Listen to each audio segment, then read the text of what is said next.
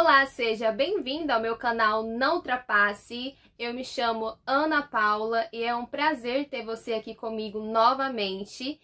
Hoje eu quero compartilhar com vocês um caso que eu também assisti na Netflix, que é um documentário de um serial killer chamado Ricardo Ramírez. Ele literalmente colocou o terror na cidade de Los Angeles. E hoje eu quero contar para vocês em detalhes o que este homem aprontou na cidade de Los Angeles. Mas antes de tudo, se você parou aqui de paraquedas, se você chegou agora e não me conhece, eu sou o dono deste canal e todos os dias eu gravo e posto dia sim e dia não conteúdos de casos de crime, solucionados e não solucionados, investigação, entre outros. Tudo que envolve esta área, ok?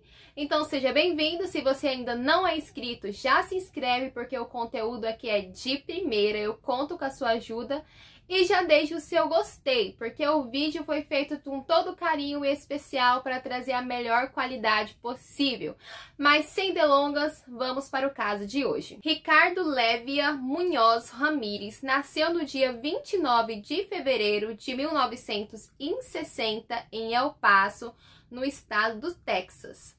Ele foi o caçula de 5 filhos de Julian Ramírez e Mercedes Munhoz, que eram mexicanos que migraram para os Estados Unidos da América em busca de melhores condições de vida.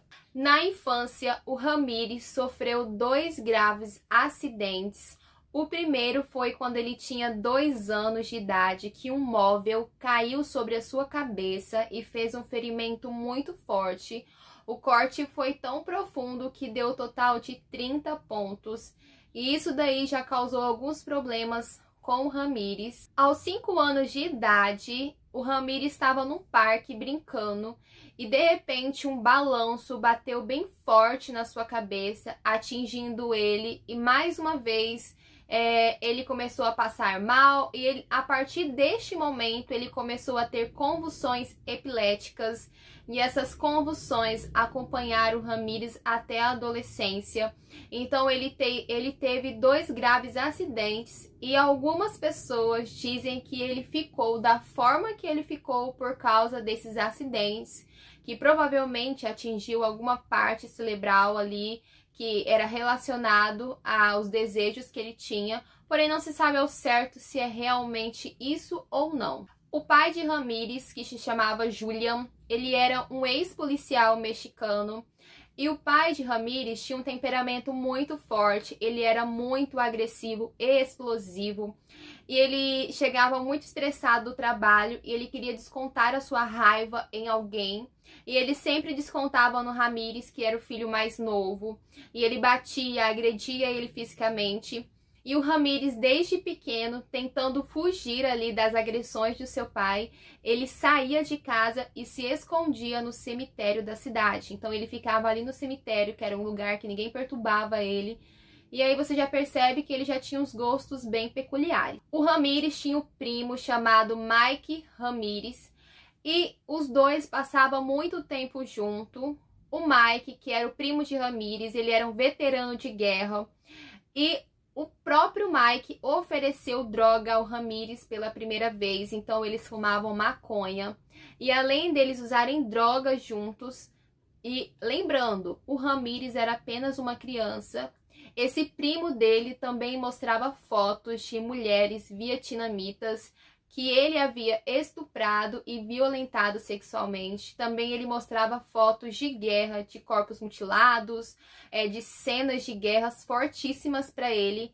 Então, na infância, o Ramírez teve várias experiências bem fortes. Em 1973, o Ramírez testemunhou o Mike, que era o seu primo, assassinar a sua esposa, Jessie, na frente dele. Então o Mike tinha uma arma de calibre 38 e ele deu um tiro na cabeça da Jessie, e o Ramírez presenciou toda aquela cena e foi mais um trauma para a coleção ali da infância dele. Após esse episódio, o Ramírez se mudou para a casa da sua irmã mais velha, a Ruth, E a Ruth tinha um marido chamado Ricardo, e esse marido dela forneceu ao Ramírez uma droga muito forte, que é o LSD.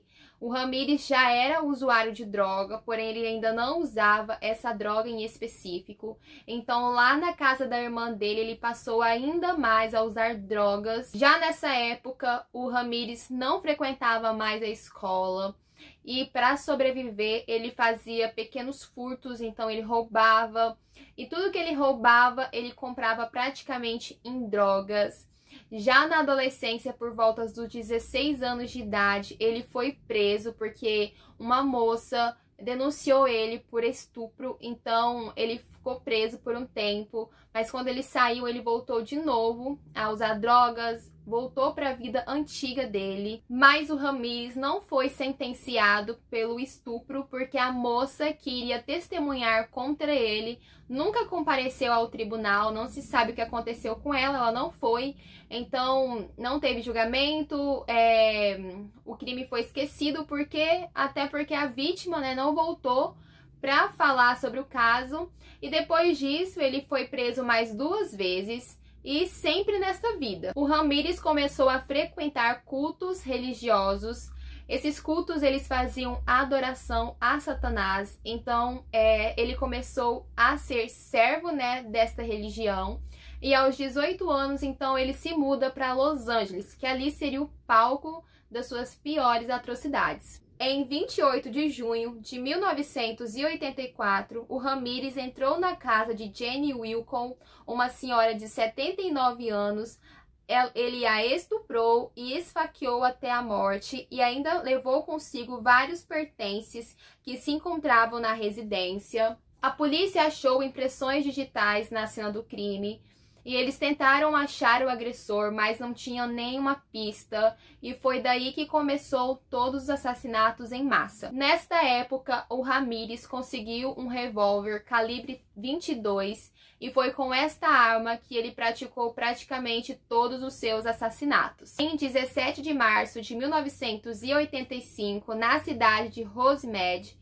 Ramírez abordou Maria Hernandes, uma jovem de 22 anos, à porta da sua residência. Então, ele pegou seu revólver calibre 22 e atirou no rosto dela, só que ela colocou a mão na frente e a chave recebeu o impacto da bala, então ela cai no chão e se finge de morta. O Ramírez, então, entra na casa dela e encontra sua amiga, a Daily Okazaki, de 34 anos. Então, ele encontra ela na cozinha e atira na cabeça dela. O Ramírez, após matar a mulher, vai embora da casa.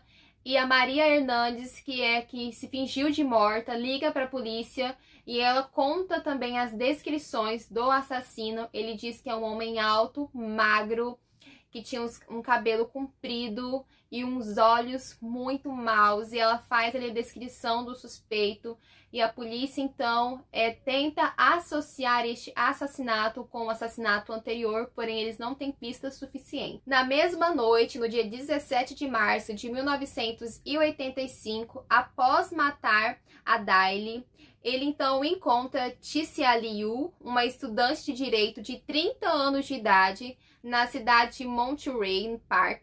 Então ela foi obrigada a sair do seu veículo em via pública e o Ramírez então atinge ela com 2 disparos e ele foge do local dirigindo o carro da vítima.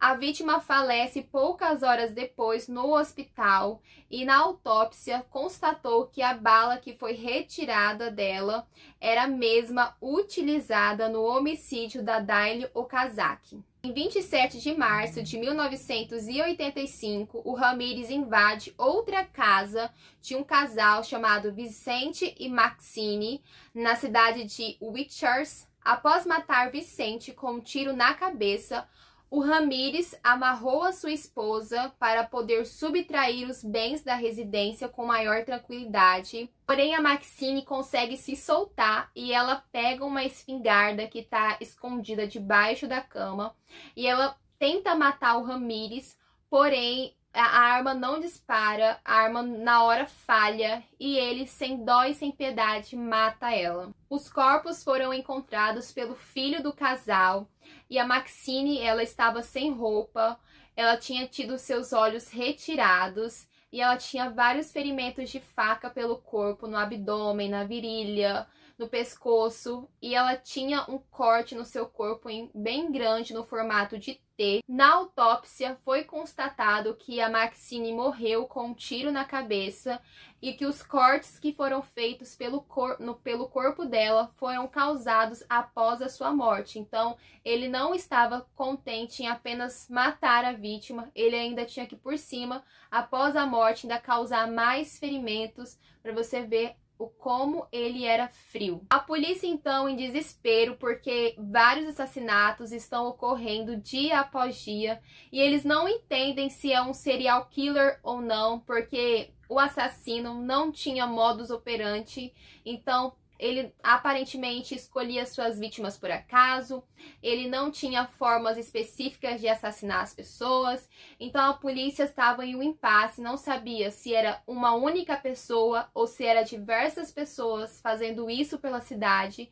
Então eles estavam a 1000 por hora tentando achar logo esse suspeito, achar alguma pista para prender essa pessoa o mais rápido possível. Em 14 de maio de 1985, em Monterey Park, o Ramirez entrou na casa dos idosos William e Lillian e eles foram executados na cama, e logo após isso ele roubou os pertences do casal. A Lillian, ela era portadora de necessidades especiais e ela foi violentada e espancada. A polícia então tenta achar alguma pista na casa dela e eles encontram uma pegada no jardim perto da porta de entrada, e eles fazem a comparação e eles percebem que a pegada é muito idêntica a uma pegada anterior de um assassinato. Então, a partir daí, eles começam a cogitar que seja um serial killer, que seja a mesma pessoa. Em 29 de maio de 1985, as duas irmãs Mabel e Florence, elas foram agredidas com um martelo pelo Ramirez. E após agredir elas com o martelo, o Ramirez desenha pelas paredes do quarto e da sala um pentagrama, que é um símbolo relacionado ao satanismo. As duas irmãs estavam muito feridas. A Florence foi reanimada pela polícia, mas a Mabel não conseguiu resistir, infelizmente ela faleceu. Nesta altura, o pânico já estava instalado na cidade de Los Angeles. Os policiais buscavam freneticamente um meio de achar mais pistas para chegar até o assassino. A população já sabia que se tratava de um serial killer e todo mundo tinha medo de sair de casa, as pessoas não se sentiam mais seguras. Poucas pessoas deixavam suas portas destrancadas, mas a maioria começaram a comprar armas, começaram a fazer lutas, a comprar munições, deixar em estoque, a trancarem as suas portas, a colocarem mais fechaduras. Então todo mundo estava com muito medo. Os jornais também começaram a divulgar que a polícia estava em busca de um serial killer e as pessoas começaram a chamar o Ramirez, que até então era desconhecido, como o perseguidor noturno. Na noite, dia 30 de maio, Carol Kyler, de 41 anos, acordou com uma luz de uma lanterna no seu rosto, que era o Ramirez, que a amarrou, a violentou, enquanto seu filho estava também amarrado e preso no armário. Atos bárbaros começaram a acontecer na cidade de Los Angeles. Toda noite alguém ligava, sempre tinha algum tipo de agressão e roubos, e o caos começou a ficar ainda mais ressaltado na cidade. A polícia então começou a perceber semelhanças nos assassinatos.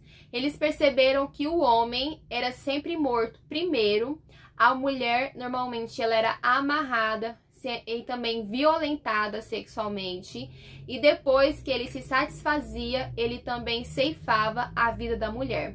Pouquíssimos casos ele deixava a vítima viva, era raras vezes, então a polícia já tinha um padrão quase específico do assassino. Em 8 de agosto, o Ramirez, ele matou Elvas com um tiro no crânio e estuprou a sua esposa Shakina na residência do casal.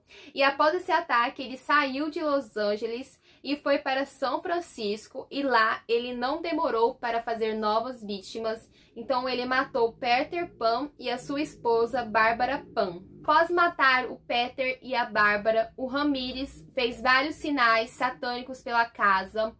E os jornais ali de São Francisco divulgou o que ele havia feito. Até então ele não sabia a identidade do assassino, só se sabia que ele adorava a Satã. A polícia então fez uma coletiva de imprensa e lá eles falaram algumas coisas sobre o suposto assassino. Eles disseram que esse assassino em série usava uma arma calibre 22 e o mesmo tênis, que era uma marca de tênis nova. Então o Ramírez assiste a reportagem e ele joga tanto a arma como o tênis na baía ali de São Francisco e é encontrado a arma e o tênis dele. Então a polícia já sabia que o serial killer que estava atacando Los Angeles e São Francisco havia se desfeito dos seus itens. Então ele já estava colecionando em menos de meses 34 ataques. E desses 34, 14 eram de homicídios. Um vizinho chamado Bill ligou para a polícia dizendo que havia visto um veículo estranho, uma Toyota laranjada, rodando ali pelo bairro. Após dias procurando esse veículo, a polícia então encontra ele abandonado. E eles fazem inúmeras investigações dentro deste carro. Eles querem achar alguma pista e já quase no final eles encontram uma pequena digital no retrovisor.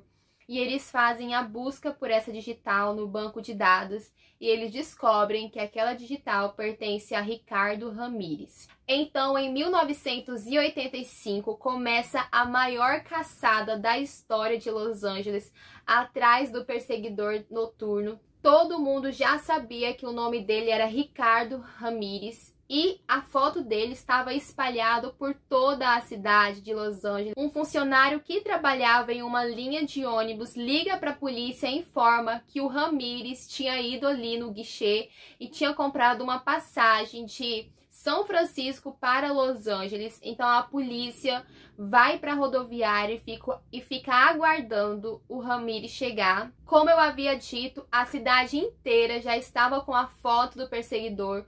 Todo mundo já sabia a identidade dele, então ele já não conseguia mais se esconder. Ramírez então chega na rodoviária e ele sai pelas portas do fundo. E ao sair ele percebe que várias pessoas começam a olhar para ele de um jeito estranho, então ele começa a correr, entra dentro de uma banca de revista e ao entrar lá dentro ele percebe que a foto dele está em todo lugar. E aí começa uma perseguição a pé. O Ramírez começa a correr e correr para tentar fugir da polícia que está logo atrás dele. Ao chegar em um determinado bairro, correndo muito e muito cansado, a população reconhece o Ramírez.